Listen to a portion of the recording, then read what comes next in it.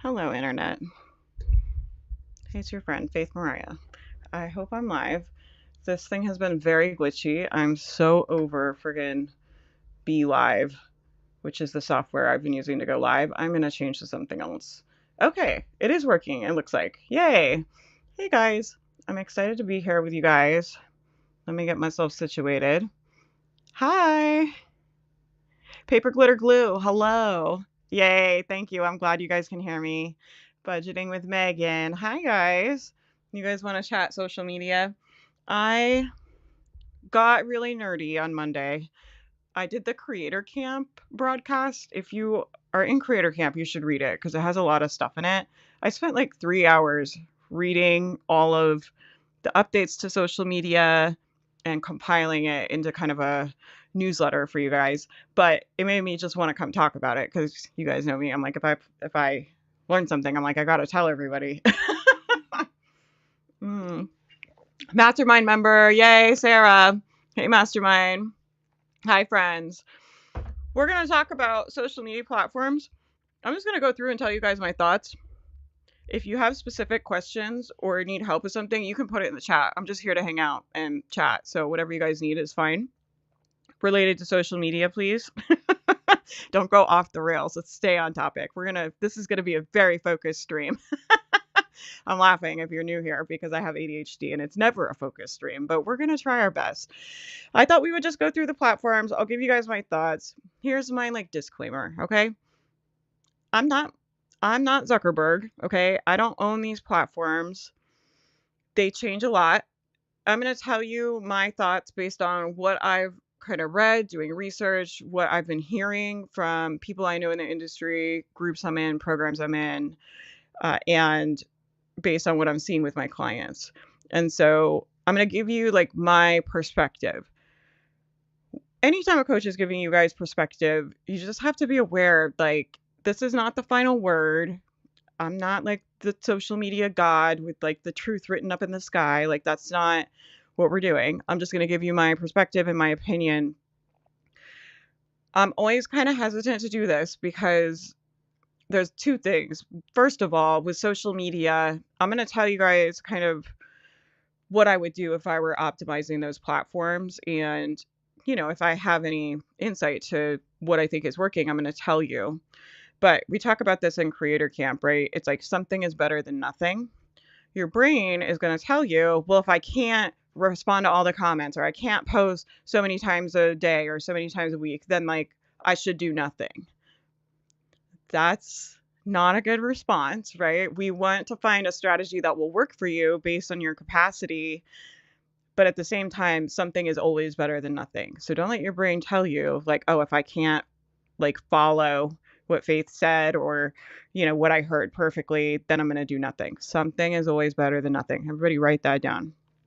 The other thing is that I'm always concerned about when I talk about stuff like this is if I say something, I'm speaking generally, right? There's hundreds of you guys in the mastermind. I think there's 150 people in there now.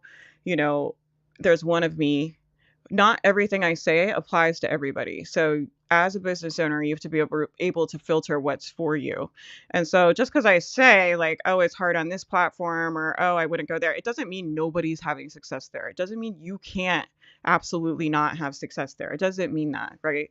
So just remember, I'm kind of telling you guys what I think, what I see is changing, what I'm going to test, what I would kind of do if I were new. I really try to keep my ear to the ground, especially with newer business owners. I think it's easy, when you get to a certain level, I see a lot of people that are at a high level that don't teach strategies that still work. Have you guys seen that? I just don't want to do that. I always want to be really in touch with what is changing, what is happening. And that's why you guys will see us testing lots of different stuff, even if sometimes we'll test things that's really not part of my strategy that much, but I want to get a feel for the platform and what it's like or the content. Okay. So that is all I got. Hey guys. Oh, Haley's here. Lucy's here. Y'all are here. Everybody's here. So what platform should we start with first? You guys tell me. maybe should we start with like the big ones? I thought I would like divide them up into like growth and nurture because one of the big problems I see, especially newbies, any newbies on here, anybody that's just starting, one of the biggest problems I see newbies have is they are not sure which are growth platforms or which are nurture platforms. And that's super important to understand because if you don't have an audience and you're posting on a nurture platform and not a growth platform, you're just wasting your time because you're not going to grow, right? So I thought we would divide them up this way. Yeah, let's do Instagram. That's a good one. We'll start with like the big boys. I put Instagram here under growth for Reels. I've been saying the same thing about this for probably like 9 months to a year now. Reels and carousels on IG. And then it's also a nurture platform depending on where you post. So stories is what I would do for nurturing over here on the old Instagram. Okay. Now, obviously, if you have some fans, right, and internet friends that are following your Instagram, I wish I could make these smaller. Can I shrink them? You guys can see these, right? Oh, yeah, I see. Okay. I'm like, you guys can see these sticky notes, right? It's not going to be very good. You're not going to know what I'm talking about. Of course, if there's people following you that are your internet friends, and they're going to see some of this too. They'll see your reels and carousels. And you also want to be aware of like who you're talking to, right? So if I'm using carousels as a growth, I'm trying to grow, right? I might not share like stories about my day or things that are specific to me, right? I would really try to share high value thought leadership, tutorials, that kind of stuff on there. Carousels like hot takes. Social media always, right? They love a hot take, and people love to be like indignant on social media. So if you have a hot take that people don't like, you'll probably do really well on social media. And it's so funny because it's like everybody complains about how toxic it is, and it's like, well, y'all are going on there being indignant. Like if people would just leave everybody alone, it wouldn't be toxic. But here we are. I guess we're all a little toxic, right? So that's how I would put IG. What I am seeing on Instagram is interesting to me right now. I'm seeing them really start adding a lot of video editing features. So they are rolling out, and I think are going to be rolling out in the next couple months, a lot of video editing features. When these platforms update like this and they start adding features and stuff, that is a signal to you of what they want you to do in the app. So when they roll out new features, they want people to use them. And oftentimes they will reward you if you do what they want you to do, right? And so I think for whatever reason, Instagram really wants people to edit in the app. I don't know why. Okay, I don't know why. I guess the thought would be if you're making it in the app, you're making it for their platform, and it probably is a little more geared towards their audience and their kind of vibe over there versus if you're cutting a YouTube video or you're taking a TikTok. The If you hang out on here, you'll kind of get what I mean, but the vibe and the feeling of the platforms are different. So even though they're video platforms, people are like, well, I'll post on one and I'll repurpose them everywhere.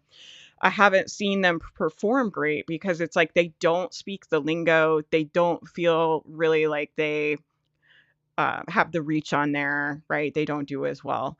So I guess maybe that's a reason why they're like, if they edit on the app, they're making content specifically for our app with our app in mind and not repurposing things. I don't know. I think it's interesting, right? Because it's like, why are they wanting to be a video editing platform? I don't know. That's my guess, right? But it seems to me like they're really trying to compete with CapCut, which is like It's an app I use to edit video or any of those video editing apps. They're kind of coming for their neck over there. They're really, I think, gonna be really close to doing everything CapCut does pretty quick here in the next 6 months. So that's kind of interesting and something I'm keeping my eye on over there on Instagram. Instagram is also really liking shares.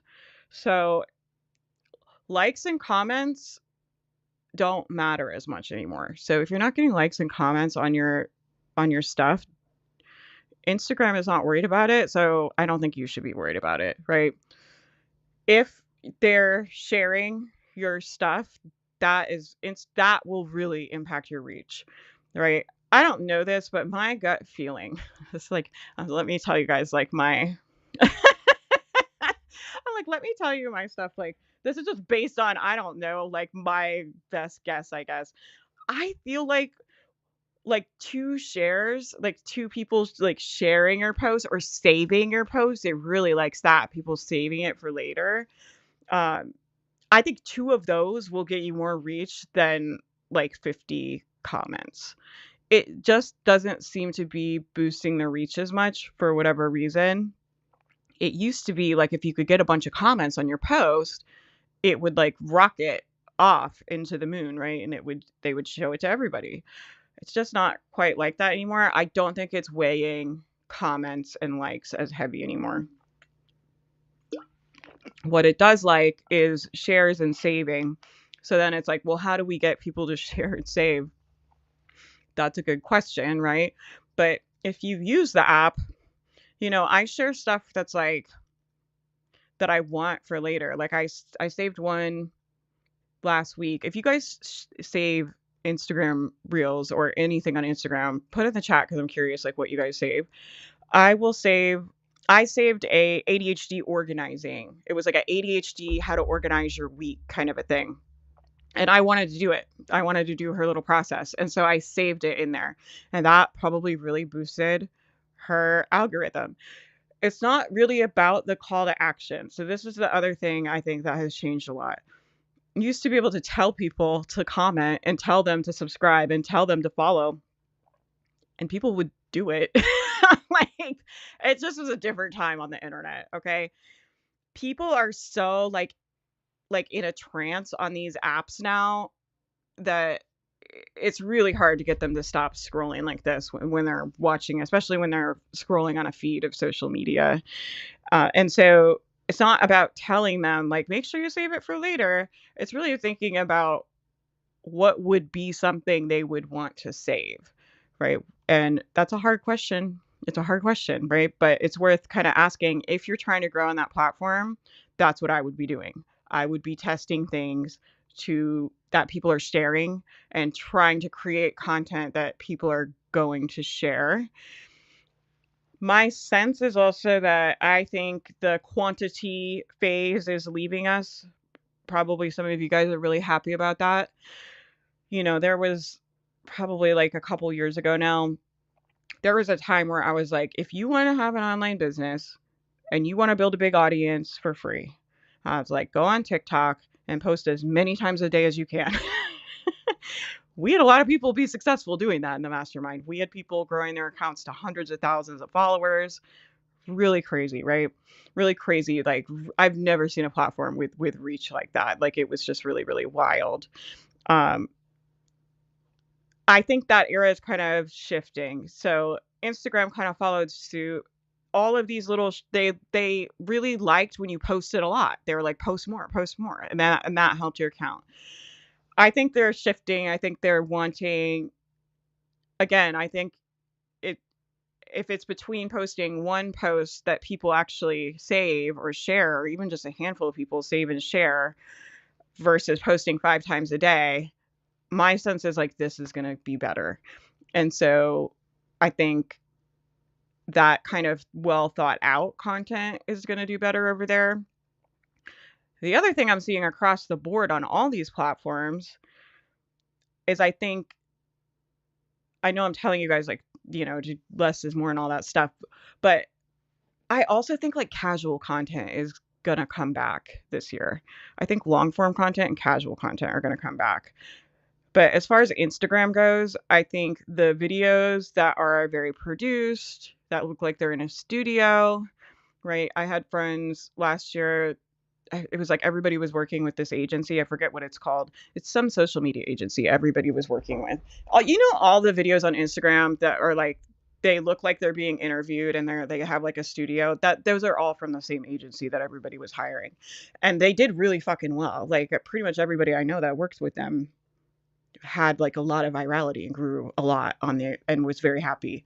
So that was working really well, right? There's like very highly produced. They would like give you a script, they would tell you how to set up your lights and stuff, and you would read the script, and then they would coach you about how to do it better and edit it for you and post it. It was very expensive. I don't remember what it was. I want to say it was like $10,000 or something insane. So it's pretty for like bigger businesses, right? I don't think that stuff is going to do as well this year. I think people are tired of it. This happened with The Grid. Do you guys remember The Grid? This when it was just pictures. It was like it wanted everything to be very curated, and it wanted it to be really edited, and it wanted it to really look almost like a magazine, right? It liked like professional level photography and captions, that kinds of stuff. And then people got tired of it and it swung the other way. And that stuff's like stopped performing on there and it went back. I think we're going to see that with the short form video on there a little bit. I think just you walking around with your headphones on, talking to your camera, I think is potentially going to do you better than sitting down like with your lights and your fancy camera and your editing, right? I think people really want to feel human connection. My feeling, and I don't know if you guys feel like this, but my feeling is like that people are wanting connection right now. I think there's a lot of change happening. There's obviously in the States here a lot of crazy things happening every day. It feels like every second. Um, and I feel like people haven't really gone back to normal life from COVID. So I think we all kind of like shut down during COVID, started staying home, and a lot of us like never went back. Like I never really returned fully back to as much as I used to go out before the pandemic. Like I don't really go to the gym anymore. I don't go to coffee shops anymore. I don't go to happy hour anymore. Like I just never really fully integrated all that stuff back into my life. I don't think I'm the only one. And I think people are getting to a point with everything going on and the isolation we've had. I think people are really like, I need like some kind of human interaction, right? And I also think there's something regulating. We were talking about this was that last night? That seems like a long time ago. We're talking about this last night on the call. Like there's something about just people talking normal about casual topics that I think is very helpful for people to regulate themselves right now, because I think our phones are very overstimulating. There is a lot of fucking tragedy and despair in the news all the time. And I think just going on there and just seeing content of like regular ass people, right? Talking about whatever it is you want to talk about. I think that stuff is going to start doing better than the curated, scripted videos. Now, you still have to learn like how to be on the platform. Like, there's something to be said for that style of video. Like, you do want to be quick. You do need to engage people right away, right? You do need to practice like those kind of different things, but that just comes with like time and practice, right? Let me see what you guys are saying. It seems like brand new people to the platform with Reels do really well, though. That's good. So brand new account using Reels, edit in the app. That's the way to go, apparently. Seems like to me. I have been thinking about starting a new account on there. My account is such a clusterfuck because I've grown it over like I've almost had it like 10 years, but I've never posted on it consistently, and I have a lot of people from my mental health blog over there, and then I have like just random people I feel like I've picked up throughout the years. I'm like, I would love to just clear everybody out and just have a smaller group of people that are like my actual internet friends, not just like random people from all over. And I just feel like I almost feel like that account, not that I guess I would have to post on it consistently to say this. Okay. So just let me disclaimer this by saying I have not tried at all to revive that account. I don't know if I posted a bunch of really good content, maybe it would come back. It has like no reach on it anymore though. I think this makes a lot of sense because if people are sharing your content, they obviously really agree with it and want it to reach more people. Yeah, I save mental health things or exercises. Okay, yeah. That's kind of the stuff I save too. Yeah, like exercises you want to do later, stuff like that. It's kind of just a form of SEO. Yeah, this is the other thing I was reading about when I was on my little nerdy research hole the other day that I thought was interesting.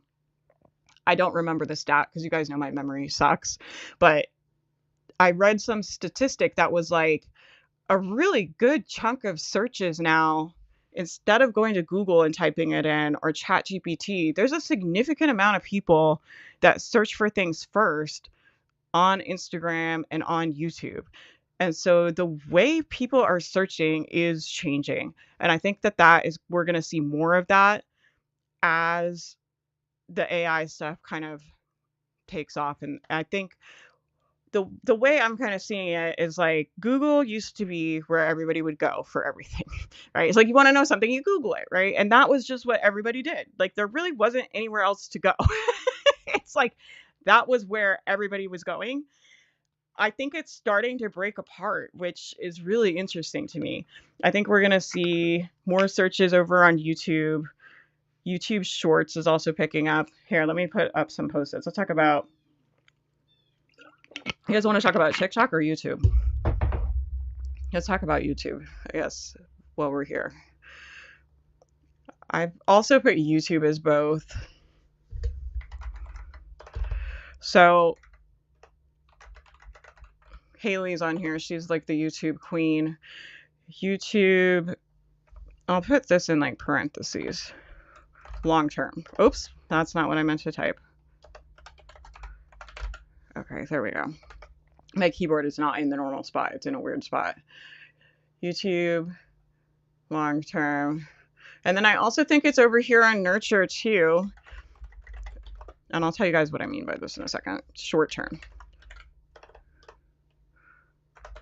Okay. You guys know what I mean, right? Short. No, short term. Just pretend it says short term. Shorter. I think eventually, I think YouTube can be a great. I really like YouTube right now. I really, if you want to really invest time and energy, I really am. I really like it. Like I like. I'll tell you what I like about it as a coach is the people that come to me with YouTube audiences. They have people that buy stuff, right? And so I think probably like 5 TikTok subscribers are, I think one YouTube subscriber is probably worth 5 TikTok subscribers. There is something about that long form content where people really feel connected to you and you're really able to build trust that is not happening on those other platforms. In fact, I think some of those short form platforms are in a trust recession. Okay. I don't think people are trusting those fucking influencers there anymore. Right. There used to be like times where like the makeup girlies, right? There was times where like people would recommend stuff on TikTok and people would be like, "Oh yeah, like that's great." And then they got burned enough times like by people just recommending things for money, right? That there's a trust recession now. I haven't seen that happen in the same way over on YouTube, which I find interesting. I think YouTube for growth, how that would work is people would search for something and your video would come up. You want to be thinking about what would your buyers, people that are going to buy your thing, be searching for on YouTube and make a crap ton of videos about those. Just and make a lot on the same topic. This is my feeling about TikTok too, with the algorithm being all wacky. Make a bunch of things that are on the same kind of topic. It seems to like that. Now, ranking and search can take a long time depending on your niche. I've seen it take a year. I've seen it take even longer than a year for some people to really start like getting traffic on YouTube. So what's what I'm saying with growth, I don't think you're going to get a lot of followers potentially the first 3 months, 6 months. That's really fucking hard for people's brains. I know because I coach people on this every week. It's really hard when you're working hard and you're producing videos and nobody's watching them and it's been months, right? And you're like, it's been 4 months. Like, is this ever going to work? And that is really heavy to carry around, and that chatter is why people quit. So typically what you will see me do when I'm coaching, I will advise people start on YouTube for this long-term growth and then get a short-term. So I'll get them in bundles or I'll get them in summits, or we'll get them when TikTok was really viral, we would get them on TikTok. I would do something immediate so you're like getting that momentum so you don't feel so like nothing is happening. Like, and then usually that will help people be a little more patient with the YouTube thing. Sometimes it doesn't take as long, right? It also depends on like your skill on camera, your editing skills, if you know SEO. There's a lot of different pieces for that. But so if you have those type of skills, or if you have information that's in a niche that doesn't have a lot of competition, like there's all kinds of different variables that could speed that up. It doesn't necessarily have to be that for you. Right. And then for short term, the other thing I like about YouTube is I'll have people be like, okay, this is going to be your long term growth platform. And then I'll have them email the videos to their list every week as nurture. So they're kind of double dipping. And it does really well for both things. It does really well for growth potential, and it does really well for nurture. Because, like I told you, there is something about that long form content that I have not seen very many short form creators be able to replicate, like just in the amount of trust people have and like the way that they buy from them. So that's what I would say about YouTube. I think YouTube is leaning into live, which is interesting. Y'all have seen me on this channel going live a lot. There's a fucking reason for that. Right? I mean, I just launched a YouTube live show, the Startup Ground show, right? There's a reason I'm launching a live show. Like my kind of bet is like that live video is coming back, and I love live video, right? I don't do well being on script and like editing and like all that stuff is kind of a grind to me. But my start on the internet was always live video. So I'm excited about that. And I'm like, if that's coming back, I want in on it. So I think I saw also somebody told me the other night and I went and was like looking around. They are starting to put YouTube lives into the shorts feed. I don't know if they're having to put a setting where you're making it vertical on your phone and then you go live. Obviously competing with like TikTok Live, right? TikTok Live has become really popular over there in a way that I haven't really seen it on Instagram. It's also interesting because it's like they're so similar, but the platforms are different. I know it like sounds insane if you haven't been on both of them a lot, but they are different. They feel different. They have different culture. They have different lingo. The algorithms like different things. They are different. And one of the differences, for whatever reason, is like TikTok Live just it has done well. Like I've had people do sales over there, do launches over there, like get followers over there, promote events over there on TikTok Live, and they'll get new people following their account like while they're live. I don't see that happening on Instagram as much. I don't think they're pushing it as much. And I think now YouTube is looking at Twitch, which is it used to be like video games, but now there's like different live shows almost on there, which is interesting, right? Like I had someone join the mastermind. She does watercolor paintings. I wish I knew the name of her channel so I could tell you guys to go watch it. She does these like watercolor paintings every day on there. And people have like cooking shows on there. And they're just people streaming on Twitch, right? That used to be video game streaming. Now it's video game streaming, and people have like kind of random shows. I think YouTube is like looking to capitalize the non-video game people over onto YouTube. I think they're going to try to compete with Twitch. And I think on the short side, they're trying to compete with TikTok Live. So I think, YouTube has never given live video a ton of love. Like even when I go live on here, there's so many times people will be like, I can't find your stream. I went to your YouTube channel and you weren't there. And I was like, yes, I fucking was. But I was on the live tab. It doesn't show on the main channel when I'm live. Like if you go there, or it used to not, maybe it does now, but it used to not, it would be like you have to click through, right? It didn't really give live video a ton of love. It liked highly produced content. It liked things to be tight, to be edited, to be high value, concise, produced content. That's what YouTube liked. And I think again, we're seeing that shift more to this like kind of casual content. Like I was saying on Instagram, where like you guys should just put your AirPods in and talk into your phone and walk around. Like I think that's going to do better for a lot of you than setting up the tripod and the lighting and the whole thing. I think YouTube is seeing that shift as well, where it's like they're shifting from this curated, tight, highly produced, like almost like it really used to love like studio quality kind of videos. It really liked that. And I think those still do well on there. But I think we're going to see more casual content and live streams chatting, hanging out, live shows, that kind of stuff I think is gonna potentially get pushed on YouTube. That's kind of my sense of it anyway, which I find exciting. I think long form content in general. What should we do, like Pinterest now? I'm not gonna get through all these. I'm like already 30 minutes in. Pinterest would be a growth platform as long as we're talking about long form content. I'm like, let me talk about blogs. I think Pinterest is making a comeback, you guys. I have talked to some people that have been doing really well there. I'm like kind of shocked.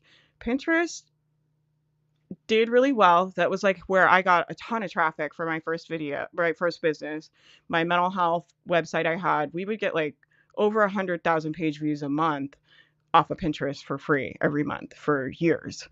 And it just stopped. They stopped kind of promoting these smaller blogs and personal blogs. It was a really unique platform that way because it was almost like it would link out to all these like really cool blogs people were updating. People were writing all these posts, writing these blogs and linking them on Pinterest. If you like that kind of content, it was a really cool platform. When Pinterest went public, they became like a shopping platform, and they tried to like, do you guys remember that? They even still is. It's like, they tried to just have kind of products on there and not so much like linking out to content, more like just buy stuff on, scroll through the feed and find cool stuff to buy kind of.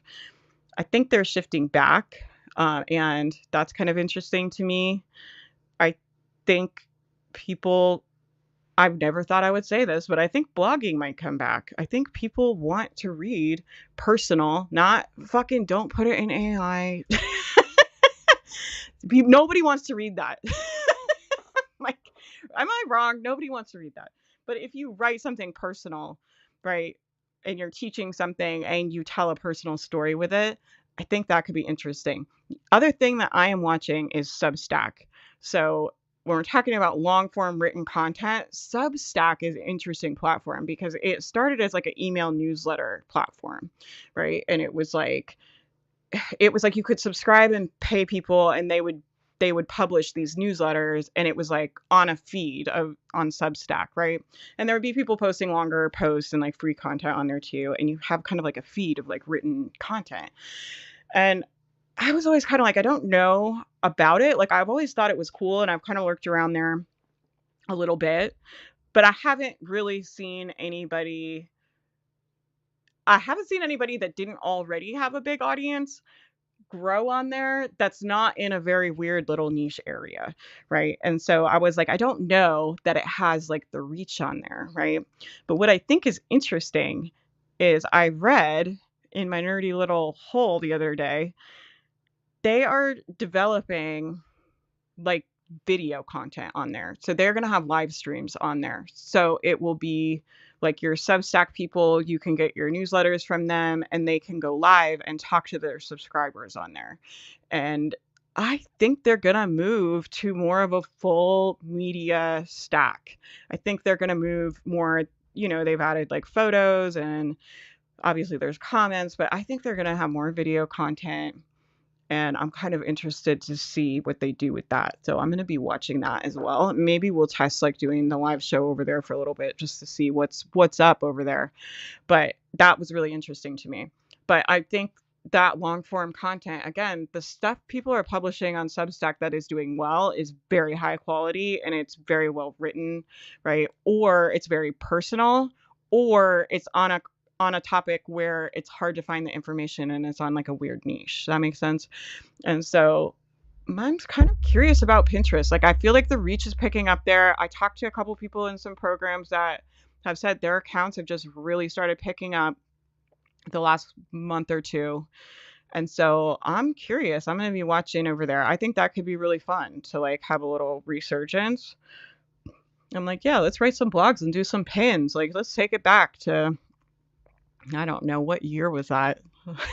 A long time ago. It feels like 1,000 years in internet time. Let's talk about TikTok.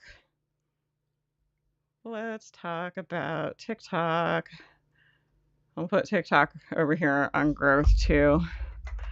Now, obviously, there's going to be some people that follow you, that know who you are, and that get some nurture from it. But generally, I'm not going to advise you go to TikTok if you're needing nurture content, right? I'm going to advise you to go there if you're wanting to grow.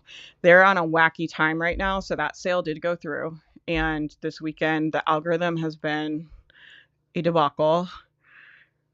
I don't know if it's going to come back, and I don't know what it's going to be like. So that's up. That's what's up with TikTok. I don't know. So they sold it to an American-based company.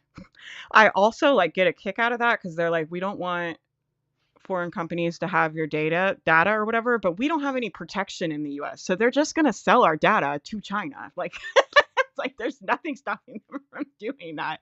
So I don't know. I think data brokerage I think is a whole different topic, right? Like they're selling all of our data all the time. There needs to be regulation. The government's totally ill-equipped to regulate it.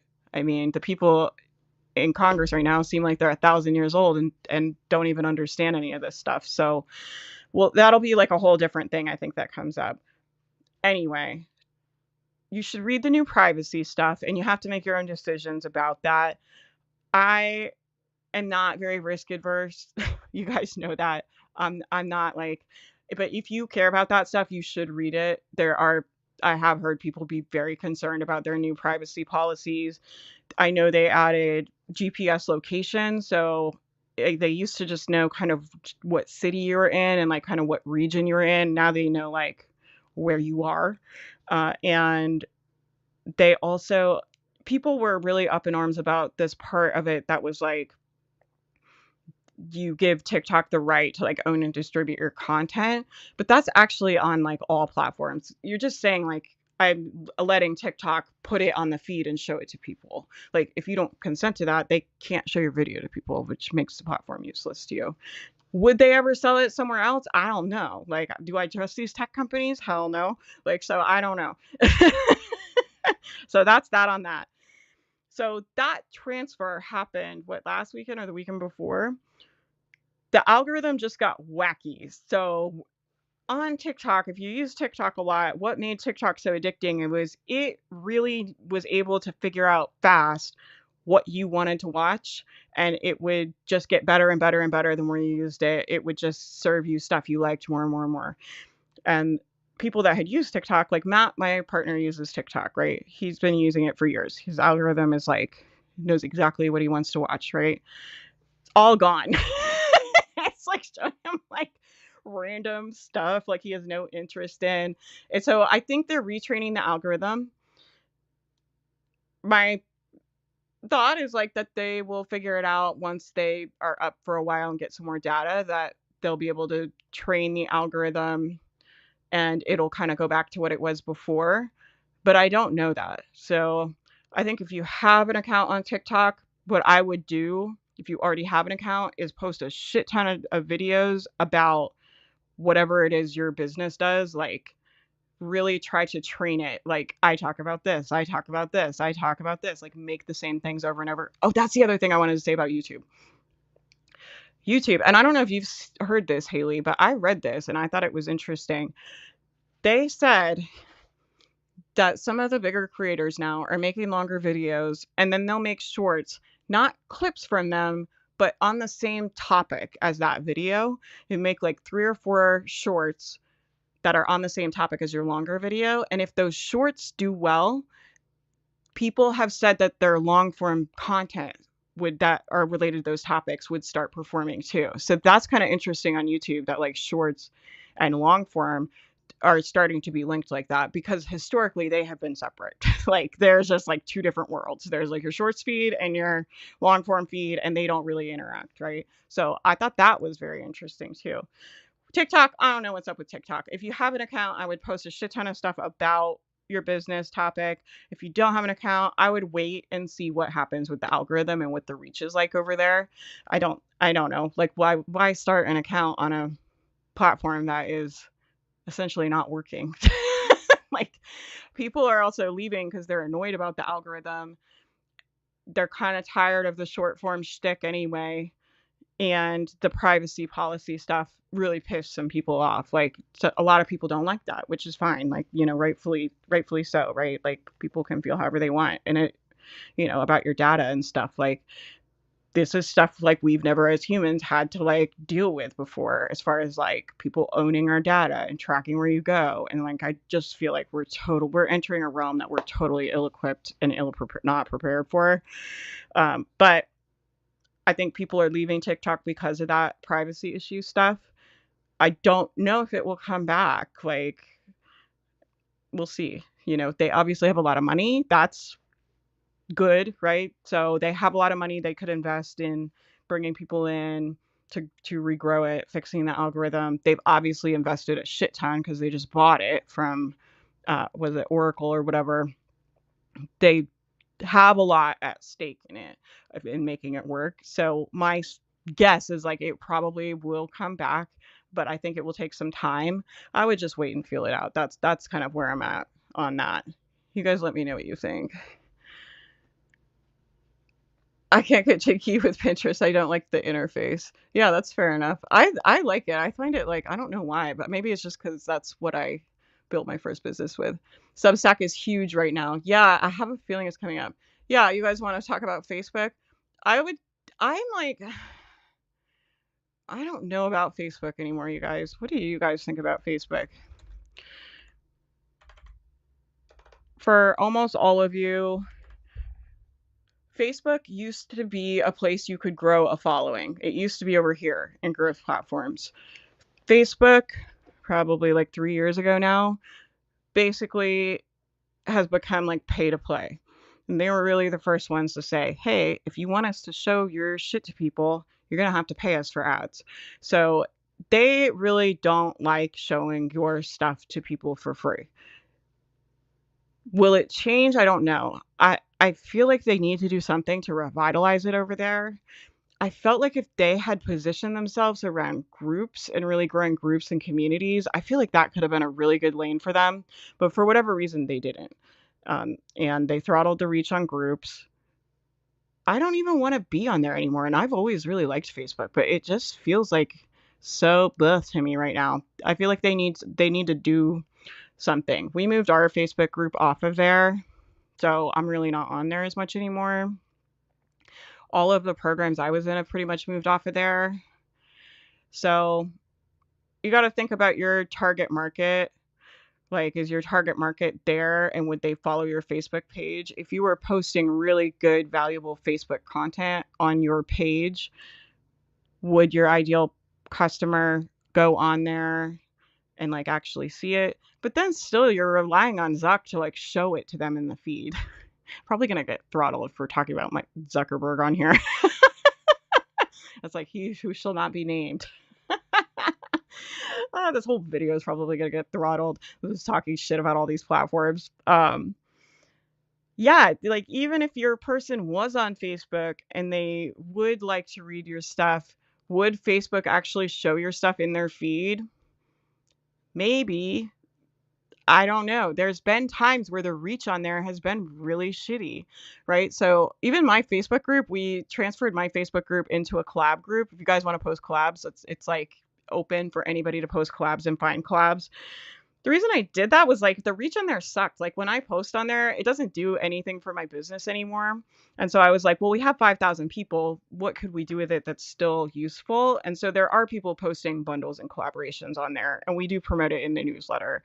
But I'm just saying, I have a Facebook group that has 5,000 people on it, and I would post and like 20 people would see it. You know, they're like literally like, we're not showing people in your group your stuff if you don't pay us like for ads. That's kind of what it has been over there. Honestly, I think if you're interested in doing Facebook, you should just learn ads. Go to Zach's boot camp. The mastermind's tired of hearing me say this because I say that almost every week. I'm like, go to Zach Spuckler's boot camp, learn how to do Facebook ads, make yourself a little ad funnel. I would do that before I like really became a content creator on YouTube, on Facebook. What I will say about Facebook, where I have seen people do well, is the Facebook shorts. I've had some people get a lot of virality on the short. It's like their TikTok ripoff, right? I think there's not as many good content creators over there. That's what I think. I don't know. I think if you're like kind of clever and you make kind of entertaining videos, they will show your videos to people because people are scrolling on there. And I don't think there's as many creators over there as there are on TikTok and Instagram. I could be wrong about that. That's a total guess, but yeah. Christine loves Facebook. Yeah. I struggle with short form. I just like to talk. Long form's coming back. Me too. They've really cracked down on political speech. Yeah, yeah, yes. I've heard that from a lot of people. I don't even think I don't know, but I think that's just public information. Like if you post any kind of um, political content or pro-Democrat content or leftist content, your account is not going to get reached on TikTok. I'm not 100% sure on that. I've definitely seen it happening on that platform. I feel like I've even just read that they've come out and even just said that. Like they don't want leftist content on that platform. So do with that what you will, okay? Um, let's see. Substack gets expensive paying for each person's account. It's frustrating to read an article and only get part of the newsletter. Yeah, I could see that. Yep. I think Substack can also be a difficult platform. I think the idea that you're going to monetize a newsletter, I think is hard. Like people are used to getting emails for free. People are used to getting blogs for free. Like I could see that you would have to, I think, have a huge audience. If you had a huge, massive audience, then sure, right? Reels on Facebook do well. Otherwise, I just do ads. Yeah, that's what I'm saying, Haley. That's exactly what I said. My audience is all over Facebook, and I probably could grow a decent sized page if I tried. Yeah. I prefer to go to Threads for my shit talking. Yeah, let's do Threads. You guys want to talk about Threads? I'm almost out of time. You guys let me know if there's any you definitely want me to talk about. I feel like we've covered kind of the big boys. I like Threads. I think Threads is also an interesting platform. So I think Threads is about like a third of the size of Twitter now, which is pretty substantial growth. Because I mean, Twitter was like one of the first ones. Like they've been here the whole time, and so Threads is really every quarter like seeing a lot of people coming onto the platform. Whereas Facebook, I think every quarter is seeing people leaving the platform. So it's just kind of it's an interesting shift to me anyway. Threads is interesting. It looks like when you go on it, you're like, oh, it's Twitter. It's like people putting little short thoughts up, right? But I think it's more community oriented. It's a lot more conversational. So it's more like talking back and forth. It likes shit talking and hot takes for sure. If you're someone that has a bunch of spicy takes about your industry and you just want to talk some shit about people, not like talk shit about people, but talk shit about like practices or advice you see that is, I mean, we all see it. Like I feel like I see marketing advice where I'm just like this is the worst, right? I'm sure you guys feel like that about whatever space you're in, right? That kind of stuff does really well on Threads. If you want to drop a hot take, it does really good. You have to be able to engage in the comments and not get like super upset. Like you can't like I mean you can't like put a hot take and then be upset if people come also in hot on your hot take. Like they're going to meet your energy. But if you don't mind that and like lots of people are not bothered by that. Like and so yeah, it could be a good place for that. It feels more community oriented. I think they like conversation. I think they like commenting. If I were trying to grow on there, I would definitely make sure to respond to every comment, and I would try to be responding with a question to get people to leave another comment, right? So then you're double dipping on comments. We used to do this on Instagram back in the day, right? The other thing we used to do on Instagram that would probably work on Threads, we used to do these like pods. So what we do is you'd get like 4 of your internet friends together and you go in a group chat, and then anytime one of you would post, you'd say, hey, I just posted, leave a comment about blah, blah, blah. And you would put the topic that you wanted them to comment on or what kind of comment you wanted them to leave.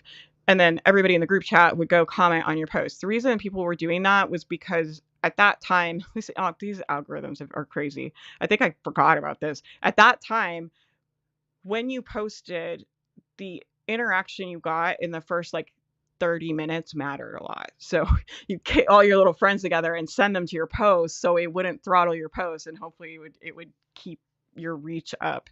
I think something like that could work on Threads. where it's like, hey, go comment on my thread I just posted, like, and then when they post, you have to go comment on theirs. I think if you're like really going all in on that. I haven't seen or had yet any clients really monetize on there in a significant way. I have on LinkedIn. That's another one. I would do LinkedIn as a growth. You could be nurture if you're really like your people are really on LinkedIn. LinkedIn is very niche specific. You need to be working with like business professionals really. But if you are working with them, that's where I would be for sure. LinkedIn wants people posting content there. They want people sharing posts, sharing articles, sharing. They want like content creators there. And there's a lot of reach there if you do it consistently. It likes, I think right now, I think it likes like it likes a daily post kind of a thing. And yeah, high value articles aimed towards working professionals do really well over there. And I have had coaches that work with those demographics, like career coaches and stuff like that, do really well over there and get clients over there. I haven't seen that on Threads yet.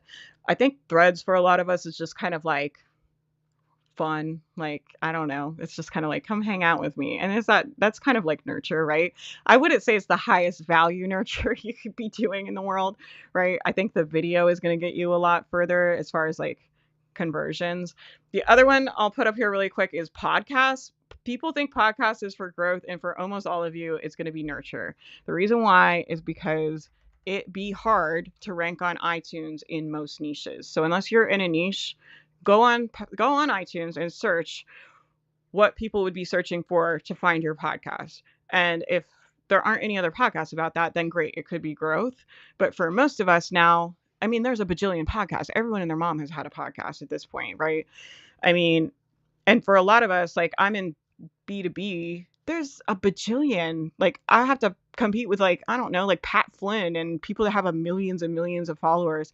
There's a lot of big dogs like that in most niches now that have like just a huge platform. And it's like, if you just are not going to be able to compete with them and get on the charts, it's still really good nurture. I actually think behind YouTube, podcast is that is like where I would go to convert people. But again, you're sending it to your email list to people that already know you.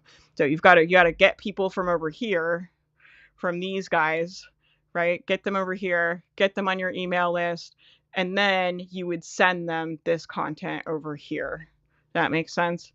You would send them your podcast, but they're not finding you from the podcast. They're finding you over on YouTube or over on Pinterest or over on TikTok or over on Reels, right? On one of those platforms we talked about. They're finding you there, and then you're sending them your podcast.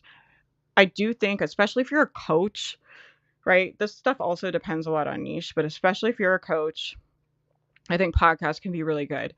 Email's king for sales. The stats are not even close. I mean, everything that I have read is like email. People are like 5 times more likely to buy on email than they are on social media. Now, does that mean it's true for everybody? No. Like, are there exceptions? Yes. Okay. So, but for most people, you're going to have a lot better luck getting those people from social onto your email list and selling them from your email. And then you can like post stuff about your program and behind the scenes, that kind of stuff. But that's more like nurture and like warm up kind of content, right? But your actual sales emails are going to perform a lot better from email. I keep waiting for that to change. Like we've seen a lot of crazy stuff change in the last couple of years that I never thought I would see, like Google traffic decline the way we did. I thought it really felt like Google was just here to stay. They just were so dominant for so long. No one could touch them. And I don't think that's true anymore. There's a lot of stuff changing. So I keep thinking email might not be the thing anymore. It's been the thing for a very long time, but that doesn't mean it's going to stay that way. And so I always kind of have that in the back of my mind. I'm always kind of looking at the stats about email, all these different things. But for right now, email for sales. I also sell Pinterest for sales. So if you have any kind of printable or a planner or Haley, your patterns, like people are buying direct off of Pinterest at a much higher rate than Instagram, than Facebook, than YouTube.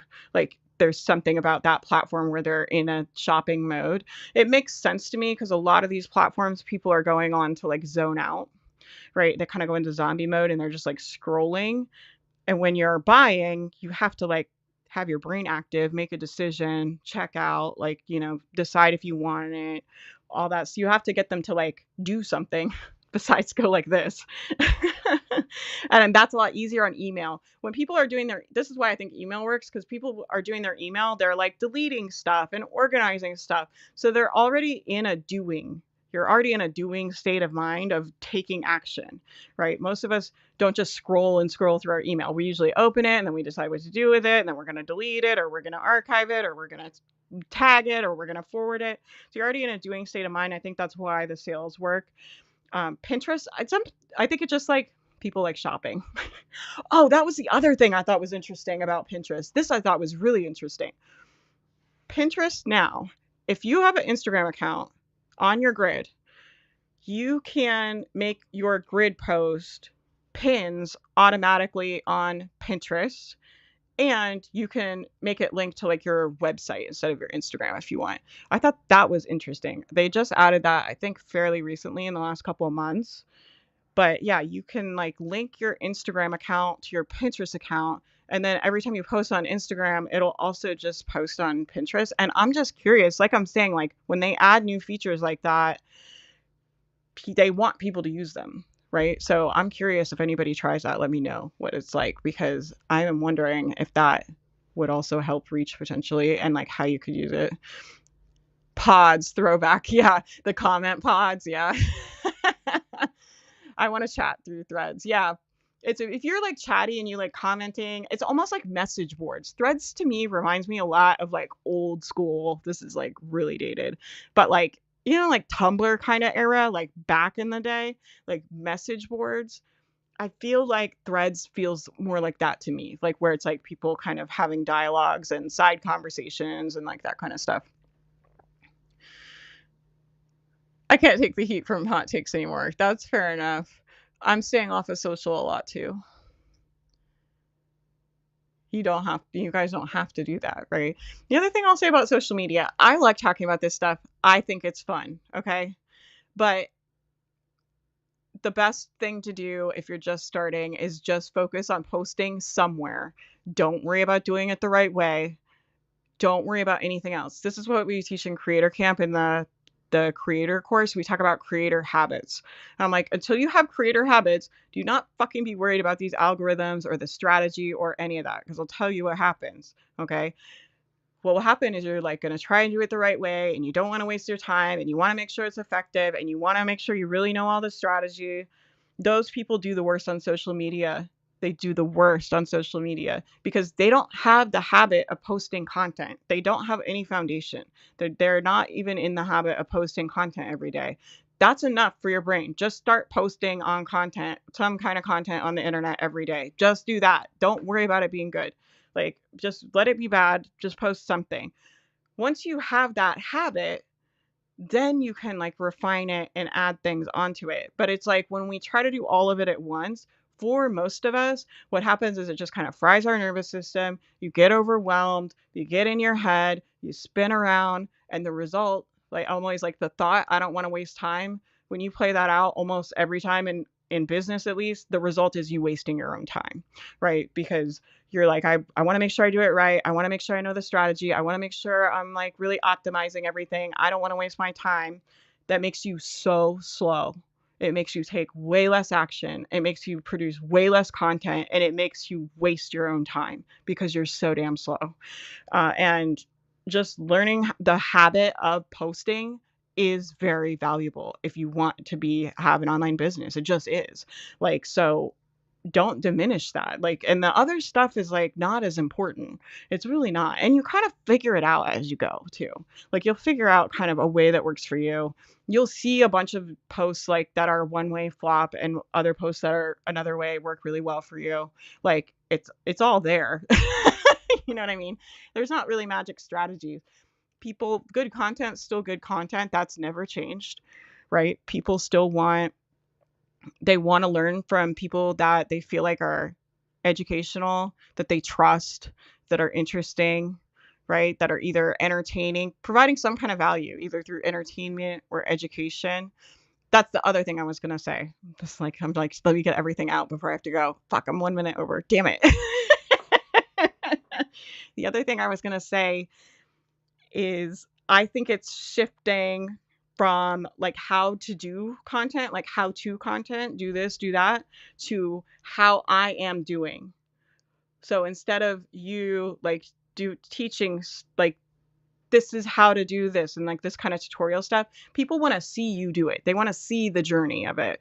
I think that kind of content is doing really well right now. There's a lot of really big series I'm seeing on social media on across all of the platforms with people doing like different challenges for the new year where they're showing people their healthy eating journey. Or I followed this girl, she was like doing a like non-toxic journey. Or I'm following this guy, he's like unsubscribing from different big companies, like a different big company every day. Like taking people like on these, like putting yourself on some kind of journey and sharing that, I think is really powerful for people, right? And I think again, I think it's that human connection people are wanting. They're kind of over being like, I'm going to be this super smart expert on the camera and come talk to you. They just want to learn things from people that feel human to them, that they can relate to, that they feel like they can trust. And so I don't think that's ever going to change as much as these, it can feel like up is down and down is up because you're like, these fucking algorithms change all the time. Like, what's happening? But you just got to remember good content, still good content. It's always been good content. It's never changed. It never will change. These little things, it's going to change.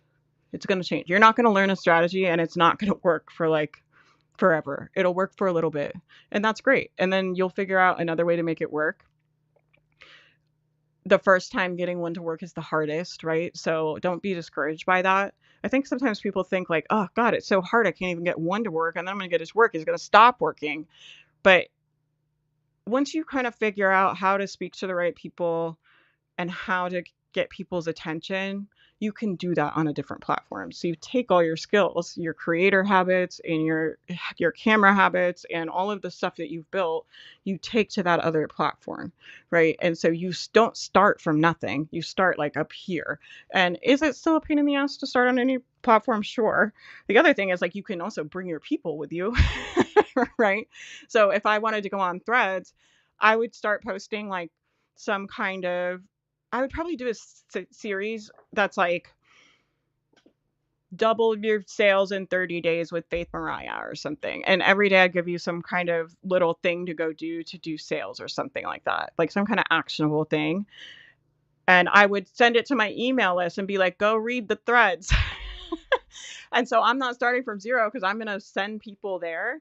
And then that signals to the algorithm, hey, people like this stuff. They're going to look at it. They keep coming back to her page. YouTube loves that. YouTube really loves people searching for your page or going back to your page.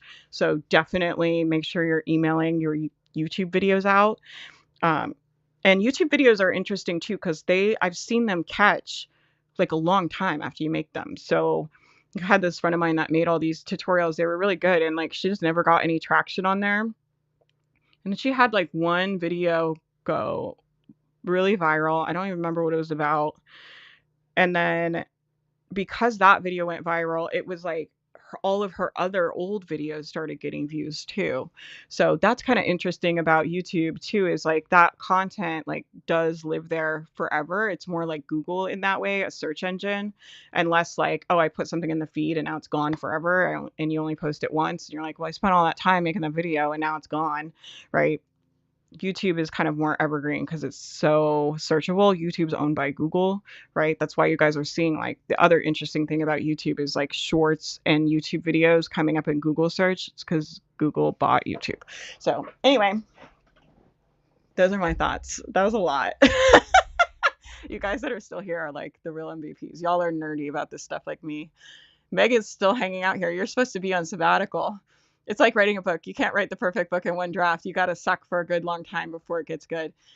Yeah, I do kind of think that for most people, some people will come in and they'll come into the mastermind or work with me in the team and they have like some kind of camera experience or some kind of marketing experience. They're really good at what they do. They have a great product and it's like they just need somebody to connect the dots for them. I mean, those people can get results, but those are like not most of us. Like I wasn't like that. Like I wanted to cry every time I went on camera. Literally. Like I would just had the worst anxiety. I never thought I would be fucking sitting here doing this. I can tell you that. Never in a million years. I'm real sweary today. I don't know why. Okay, I'm gonna go. I've got some other stuff I gotta do today, but this was really fun. Thank you guys for hanging out. Kelsey and I just made the Startup Grounds schedule. Startup Grounds is my goal setting YouTube live show. And so we'll be emailing that out. I'm going to do like one mid-month. We're going to do like a Wednesday. So it'll be like a midweek reset. And then we're going to do the end of February, a Friday, like the last Friday. And it'll be like a celebration, close out the month, set intentions for March kind of a deal. So I'm excited about that. I am also going to be teaching a workshop. I'm pretty sure it's going to be free. I want to do this like 90-minute plan your bundle workshop. So if you want to host a bundle this year, you can come and we'll do your title, your dates, your timeline. We'll just do all of it on the call all together. And then that'll probably take like an hour. And then I'll do some like coaching and Q&A at the end. I thought that would be really fun. And then I want to update the bundle course and relaunch that. So if you guys have been wanting to get that, you'll be able to get a really good deal on it. And you guys that are in there are going to get all the updates we're working on. So that'll be really fun. And just watch your email for that. I don't have the opt-in page done. So don't email Kelsey. I love you guys, but anytime I say stuff on stream, it's people will like email Kelsey and be like, where's the link? Faith said this, Faith said that. I'm like, y'all get me in trouble. Don't tell the boss. Yeah, I'm happy to share. So helpful for a social newbie to where to start. Yeah, I'm happy to help you anytime. Anytime. There are only 26 podcasts on trauma on iTunes. Is that good for me? Yeah, I think so. Like the question is like with your niche, like do you think they would go on and look for a podcast on that topic? I think they might. I don't know, but I think they might. I don't know that much about, I don't have a trauma business, obviously. So, and I don't work with trauma people. I literally tell people I'm like, I am not a therapist. Like, I am not qualified to talk about trauma. People try to do that because they are talking about mindset and that stuff can be linked, right? So I have to be really clear on like, I do not have training on that. That's like not my pay grade. But so I don't know anything about that, but I feel like they might. And like, I think you might be able to rank. What do you think? That could be great. That could be really great. You could do some research on like, you might put it on like ChatGPT. You have to be careful with ChatGPT. I feel like it tells you a lot of like bad advice. But I would go on there or Google it and kind of be like, how hard would it be to rank in a niche with 26 podcasts? Like, how long would it take? The other thing to look at is, are all those podcasts active? So the other thing, I'll bet you, now I want to look it up. I'll bet you a lot of them are not active. So they're probably not posting regularly. So it's probably even less than that. And then the other thing I would do is I would look at those podcasts that are there and try to find a way to be different. So whatever they're doing, like where they're zigging, you need to zag. You know what I mean? So like if all their podcast cover art is neutrals, I would make mine like bright pink or something. It doesn't have to be bright pink, but you know what I mean? So you stand out on the page. If all their titles are kind of one certain way, I might try to make mine a little different. So I would try to just think about what makes you and the work that you do and working with you different than other people and see if you can find a way to get that into your title, your description. You really want all of your podcasts that you make to be searchable. So think about what would people search for? I'm like, what keywords, if you could buy them, I'm like, you can buy this keyword and they'll just find your podcast. Like, what would those be? And make sure, like, pick like 2 or 3 of them and make sure that those keywords are in every episode. So it needs to be like one of them in the title and all of them in the description, and it needs to be on the art. This is the other thing that's interesting about AI and stuff is like, these algorithms can read photos now, right? So YouTube can read your thumbnail has to be like optimized now because it reads what's on your image. It didn't used to be able to do that, right?